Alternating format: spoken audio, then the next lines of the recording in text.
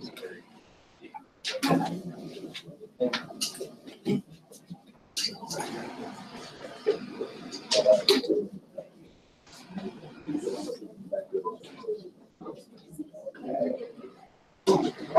everybody. We're excited to have each and every one of you out here today. And this has been a journey, as Mr. Frank would tell you. It's been a process. It's been a good one. And this started back in the fall of 2016, when this process started. The area communities here in Greene County, along with Taylor County Schools and Campbellsville, we teamed together to a regional approach. What we did to offer a strategic plan in addressing the growing demands for a skilled, modernized workforce in Kentucky's primary sectors. And that included healthcare, manufacturing, and information technology. The current job market demands in South Central Kentucky kind of guided this process. And what we wanted to do is develop a highly trained, modernized workforce in this area. That was the goal. The vision for the Greene County Area Technology Center is to develop this center into a workforce training facility for the local businesses and industries. That's the goal. And this opportunity was provided by the Kentucky Work Ready Skills Initiative. That's why we're here today.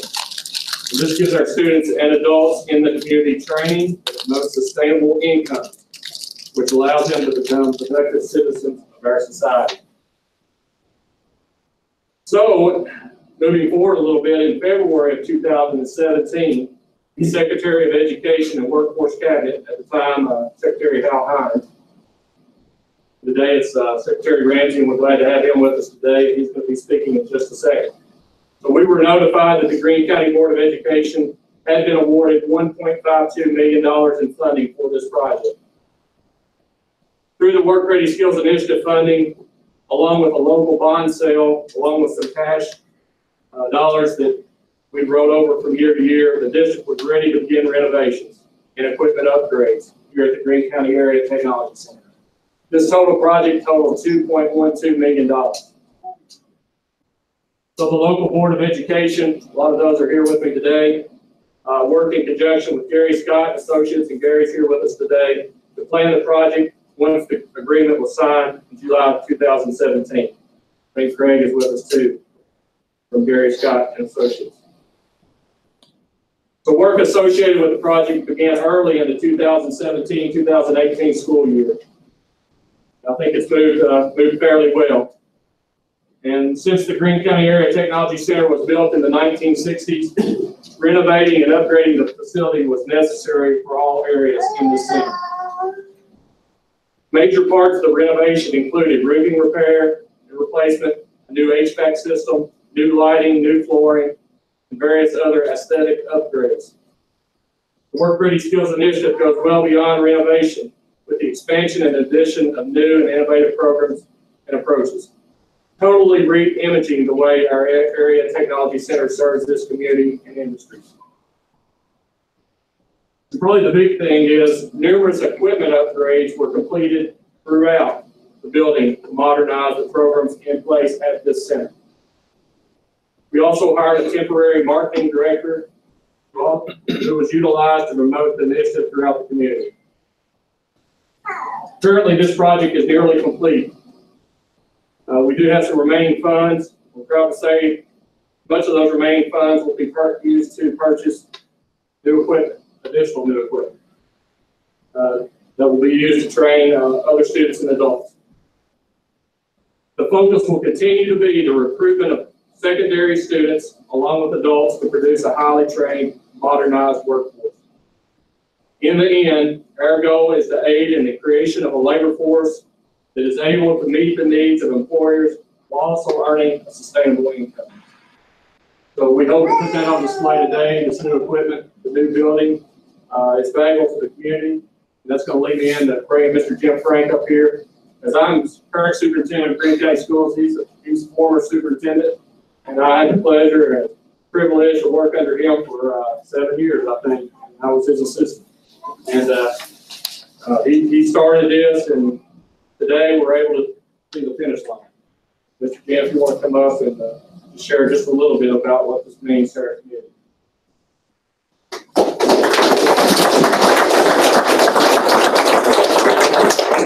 Thank you, Mr. Hodges. And, I am officially retired, so it's kind of hard for me to come out of that off the tractor and face all of you guys.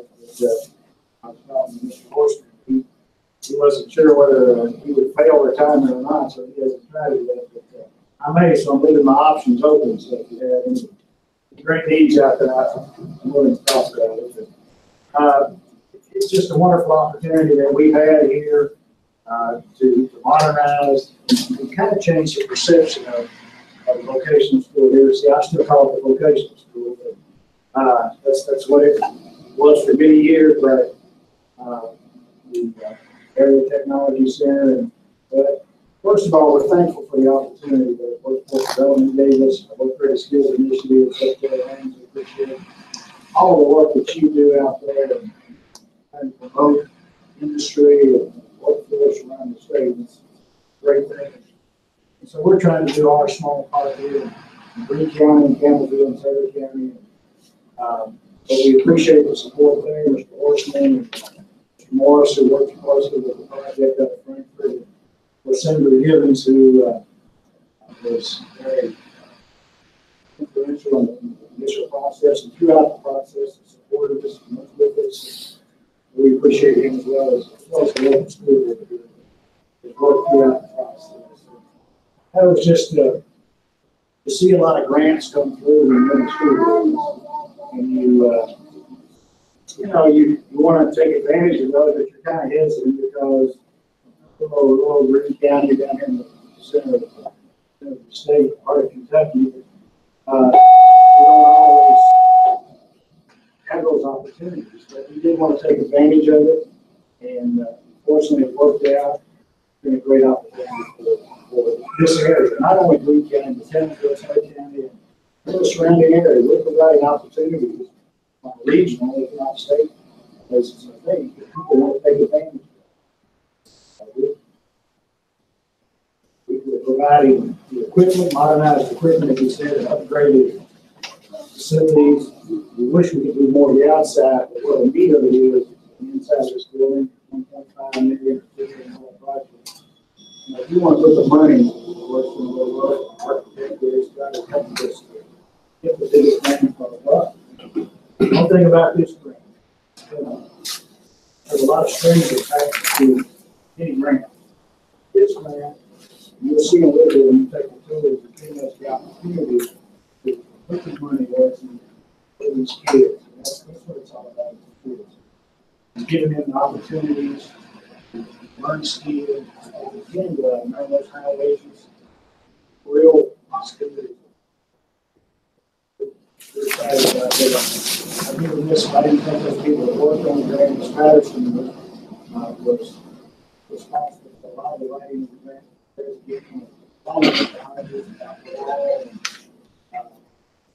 So it's a good process, and none of this can happen without we're in area technology. So it's collaboration with Campbellville.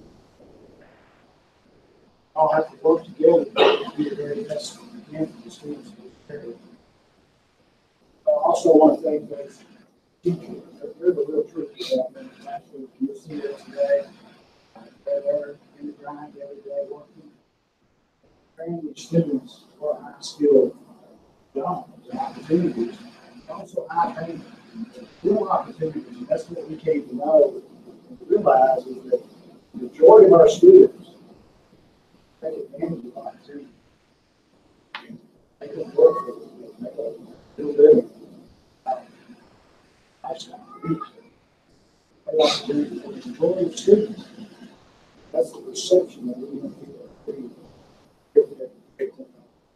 I want to thank those teachers do the work, prepare students, skills. They reach out to industry. One of my teachers, like Mr. Thomas, he's how many students he's placed in the workforce. Keeps that relationship going. That's what it takes. Prepare students. Also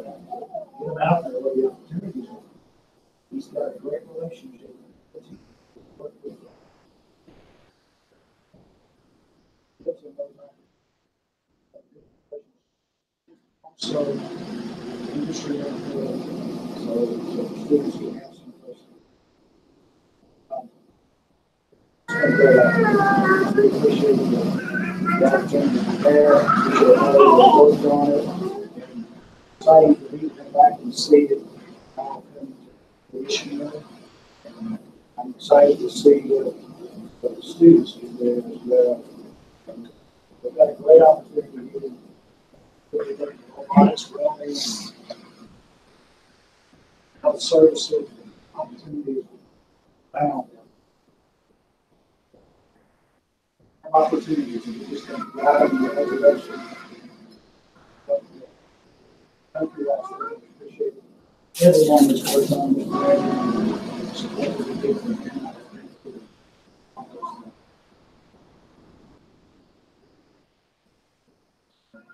Thank you all very much.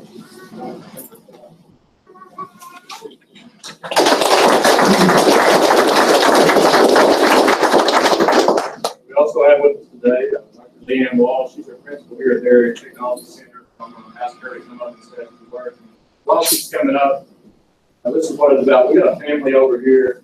The reason we came is I wanted to show these little ones, career that they could have in the future. And, whether it be health science, wood manufacturing, industrial maintenance, welding, marketing, automotive technology, machine tool, we have several different pathways here, people just like that. So appreciate you all being here. And we have a number of students that can leave here, go to work tomorrow. We'll probably see some W-2s hanging up in classrooms that may stuff of children and students that leave here and go and make $40,000 and $50,000 a following year. So it's a great opportunity. Thank you, Jim. Today, sharing this with us. I work with a lot of partners here in the state. The grant went right along with the mission of the Area Technology Center, mission and goals, what we're here to do. We're here about preparing students for the 21st century, preparing them with skills to meet business and industry needs in our district. They collaborated and talked with the business industry about what they needed, what their expectations was from us. We do an interview that our partners and us are looking forward to become our kids. The grant modernized our facility, changed cultural climate for our students, and it's brought equipment for us so that we can teach those skills necessary to reach the needs of business and industry and ready to provide them the job that they need if they want to go to work, or the career, or whatever is in their future, to give them that stepping stone. Our project was selected because it was a local driven and tailored to meet the needs of our area. I would like to send a thank you to Mr. Ramsey for leading this grant, understanding the importance of career and technical education in the state of Kentucky and what it means for everybody's life. I'd like to thank Mr. Tiffany and Mr. Horseman for realizing the need as we work together with these opportunities.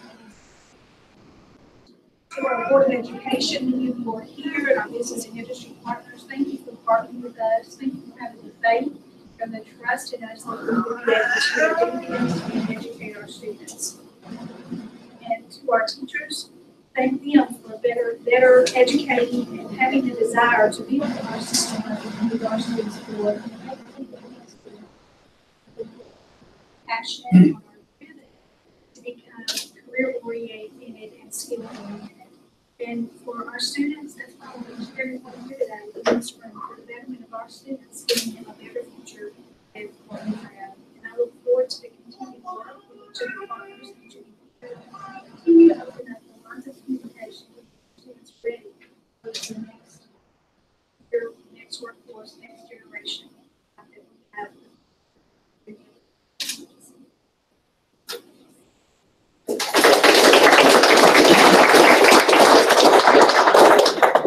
Now, probably most of the game. We've got Secretary Derek Ramsey with us today. I think he knows all about the initiative as a whole. So we'll football too. But he's going to tell us a little bit about that as a whole. But the most important thing, he said, we'll have some fun. Appreciate it.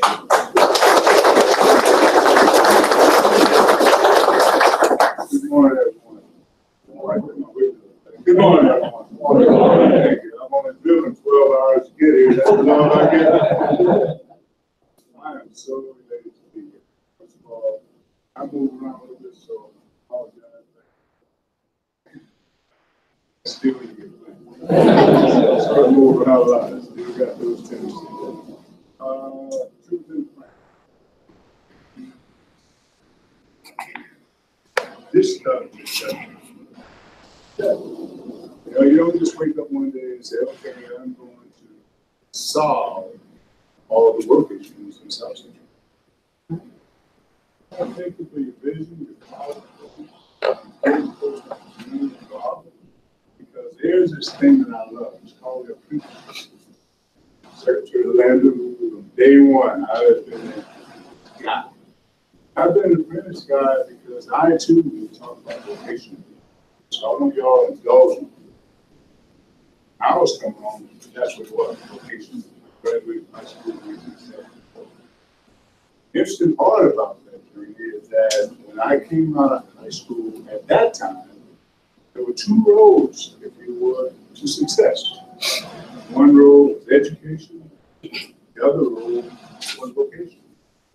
What's happening with that? Maybe squeeze it out, stigmatize it out. As a matter of fact, for the first 3 years when I was Secretary of Labor, and I would go into the schools, it was almost as if when you talk about the apprentice and the apprentice notion, or technical, through competition. Well,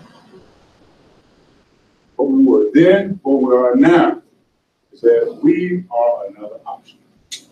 Further, last 30 years, 16 of these years I've spent on the university.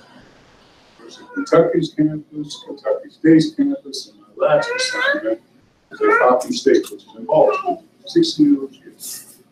One thing that I am adamantly against, I do not apologize for it, and that is debt. College debt that these kids are running out. Adamantly against that. There are better ways to do it. And so with the apprenticeship notion, from day one, as I tell businesses, this is not cheap labor. It's not. As a matter of fact, with our apprentices, they start basically about $11 an hour. After year 2, they're about 11 and a half. After year 3, they're about 12. And year 4, they then become journeyman. The average journeyman in our country today makes $60,000. The median income for a family of 4 in the Commonwealth of Kentucky is just under 45. And so with the opportunity to become a journeyman and all the skills that were mentioned earlier, that will allow them to take care of their families, allow them to take care of themselves, and earn a good living. Again, the average journeyman across the country makes $60,000. Average. And the thing I always underline when I say average, the thing I love about the people here in the Commonwealth is we are not average. We're not average. What we've always been known for is our commitment to work, our work ethic. We've always been known for that. And so when we start opening places like this, when we start giving our young kids an opportunity to work with 21st century equipment rather than the 20th century equipment that I work with. To be competitive, we have to be. The interesting part about that, and I am so excited that business is here, because what has happened in our country for years, I would say at least 100 years, pretty dang close, let's say 50. Okay. Education has driven everything. Everything. Well, what has happened? As I travel around the state, and I talk to businesses, and one thing consistently businesses tell me is this: Secretary, rather you're coming out of high school or rather you're coming out of a 4-year institution or a community college, One of the things they tell me on a consistent basis is this. It's taken me a year to a year and a half to get a return on my investment. That's consistent. A year to a year and a half. Bigger businesses, they can handle it. Mid-sized or small businesses, they can carry that kind of thing. And so with the apprentice notion, with the technical schools, here we get an opportunity to learn, we get an opportunity to work on and work with, use our hands, so that when we leave this building, from day one, we can contribute. I was just in England this past spring of 2018. And the country of England, what they're deciding to do is this. They decided they wanted to be an international player again. You've been hearing a whole lot about the Brexit vote, so I got to hear a lot of that when I was there. The interesting part about that is how they want to be. One, to become a player, you have to have labor, you have to have education. As a matter of fact, every meeting that I sit in, and I'm certain the Secretary Landon, the meetings he sat in, those are the two things that was education level, workforce, labor. Two things they're doing. One, unlike here in our country now, when I was coming along, you out 4 years, graduate. There was no 5th year. There was no 6th year. And now when you look at some campuses, there's even a 7th year. I have no idea why, because I graduated 78, you did 120 credits. Fast forward this to 2018, you still need 120 credits. Who benefits? The university. By keeping these folks around. What England is now doing is they're getting their kids through. But while educating them in 3 years, there's a track on the side where they're learning businesses. So they're learning. So from day one, they can contribute. Day one. Now, the country of England, 40 million people.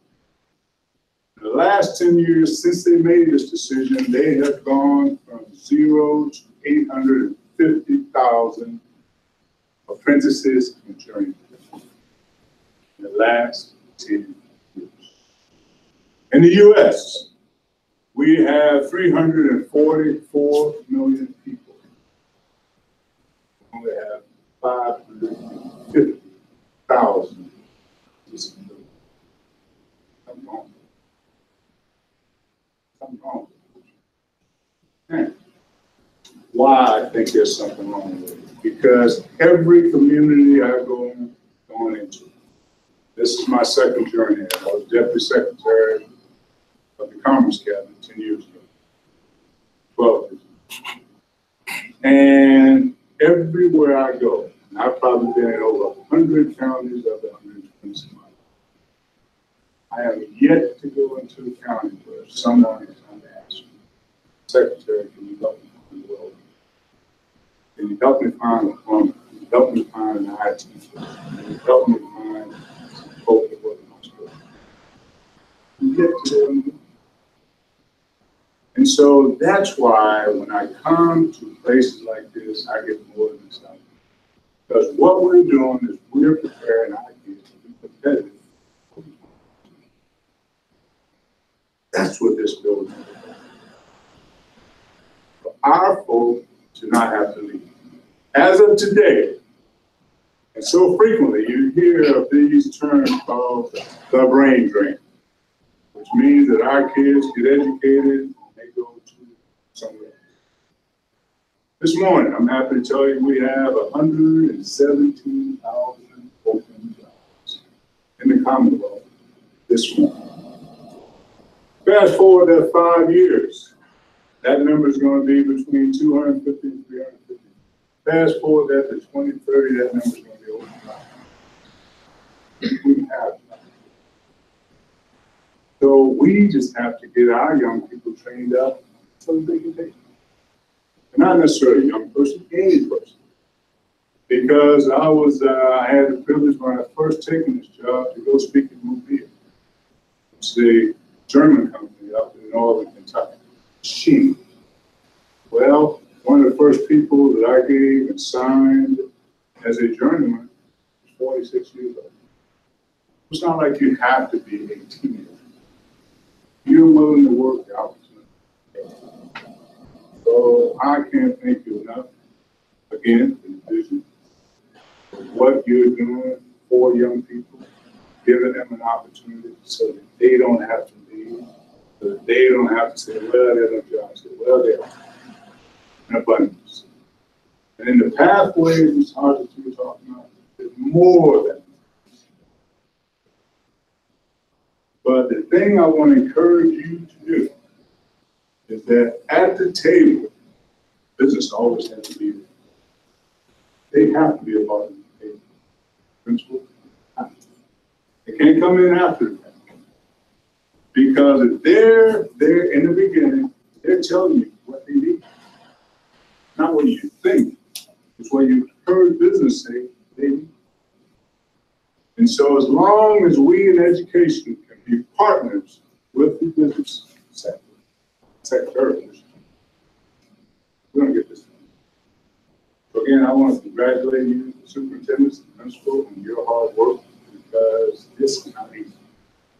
Because when you start moving that needle, everybody's got a reason why it's really good or too hard. So I just want to thank you guys for your stick-to-itiveness in making this happen. Because the interesting part about this is, while you retired, and I heard you say you want to be a tractor, you're going to be driving down the street on that tractor, somebody's going to pull you over 20 years from now. It's going to be one of those kids who say, thank you. Thank you. Or parent say, thank you for the opportunity that you have afforded me. Thank you very much.